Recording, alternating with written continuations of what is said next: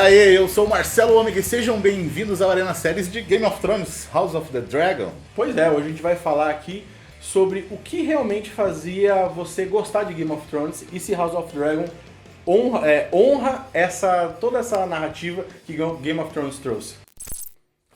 Trouxe, viu? Game of Thrones. Trouxe.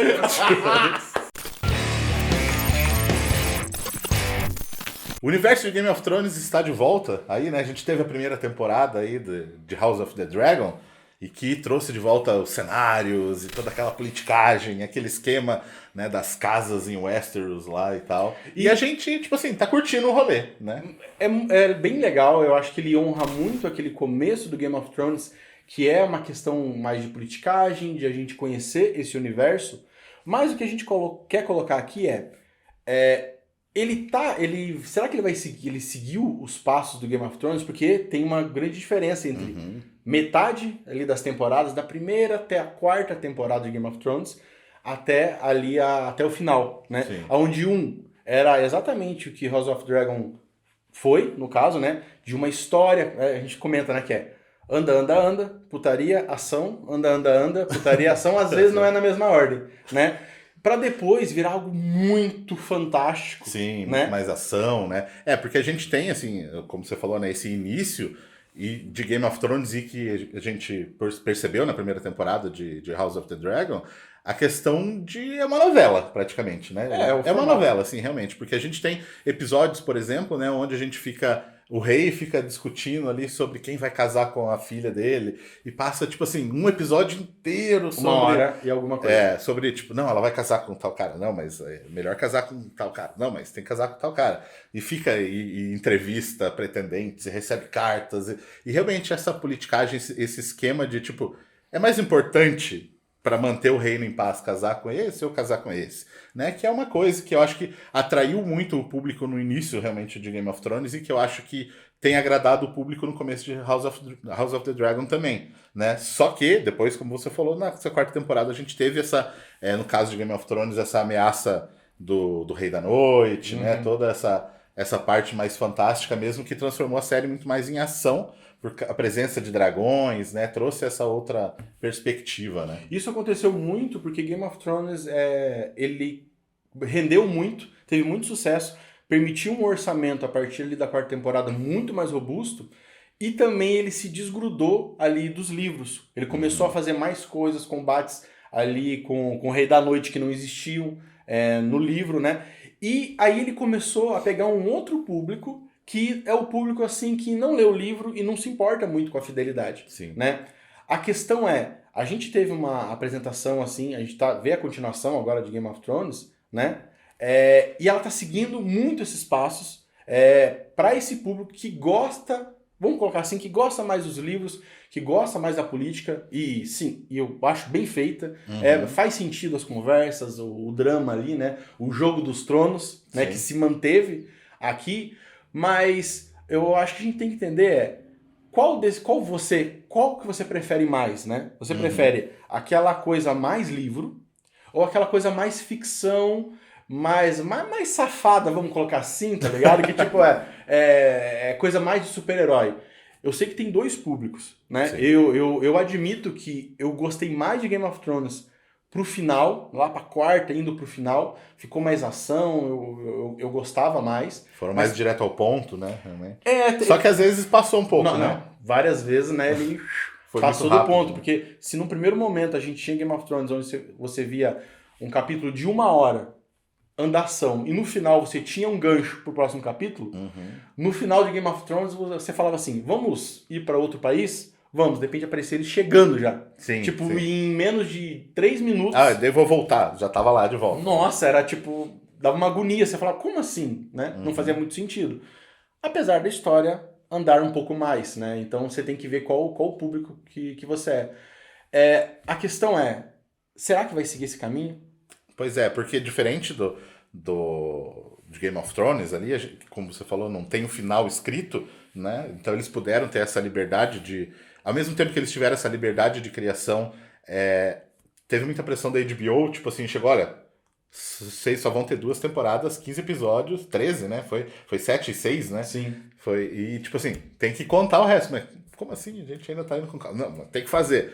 Então teve Por isso que foi pressão. acelerado, né? E aqui não, aqui a gente já tem uma obra concluída, a gente já tem até a história, né, que aconteceu em Game of Thrones, que não pode, tipo, aqui tomar um rumo diferente, já que é no mesmo universo, né? Diferente, por exemplo, da série do Senhor dos Anéis, que ela é diferente do universo dos filmes do Senhor dos Anéis. Sim. Né? Então, se tiver um caminho um pouco diferente, ainda, né, tá okay. dentro da proposta. Tá dentro da proposta. Aqui não, aqui realmente dentro do mesmo universo. Então, eles precisam seguir uma linha, né? E será que, tipo, essa linha realmente vai puxar pra isso, né? A gente fica nessa dúvida. Porque tem essa abertura, né? Você pode colocar batalhas, seguir essa linha assim, de mais fanfic, entregar mais o que o público quer. Porque eu acho que foi muito essa briga, sabe?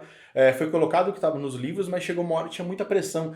Lembra daquele monte de teoria que a gente via de Game of Thrones?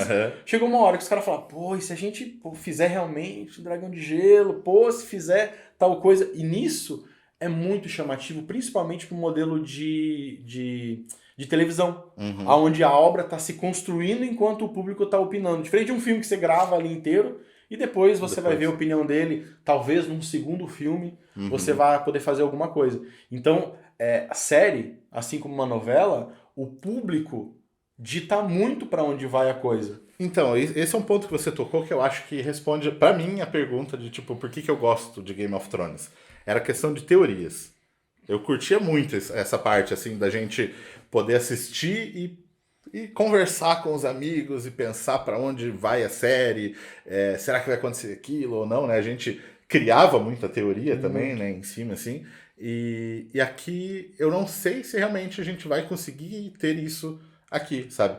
Teorias que eu digo assim, mais no macro, né? Que nem, tipo, a gente tinha muita questão de quem vai ser o Azor Ahai, vai ter o Dragão de Gelo ou não vai ter. Aqui eu acho que as teorias que possivelmente podem acontecer vão ser muito mais no micro, assim, sabe? Tipo, essa personagem vai casar com tal ou vai casar com tal, sabe? Essas coisinhas eu acho assim. que eles deram alguma abertura ali, quando você pega, por exemplo, os primeiros capítulos ali do House of the Dragon, você vê que é colocado, por exemplo, é implantado ali uma criação de universo de mitologia. Quando você coloca, por exemplo, olha, existe uma ameaça, um inverno que vai chegar e eu tô passando aqui só para os reis, sabe? Então, tipo assim, do Game of Thrones ele permitia muita teoria porque ele é um universo muito vasto e ele tinha muitas partes onde você não conhecia.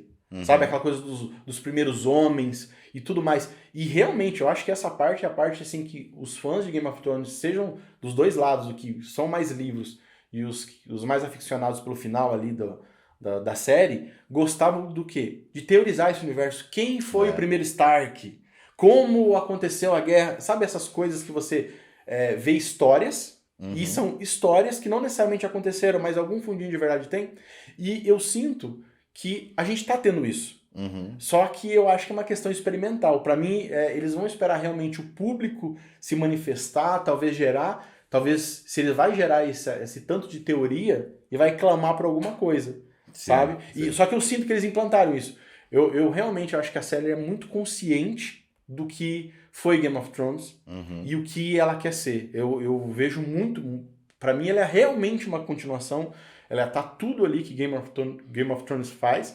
Só tem que ver se ela vai conseguir alcançar todas as pessoas, né? E por isso que se ela vai ficar mais na primeira parte ou vai ceder para a segunda.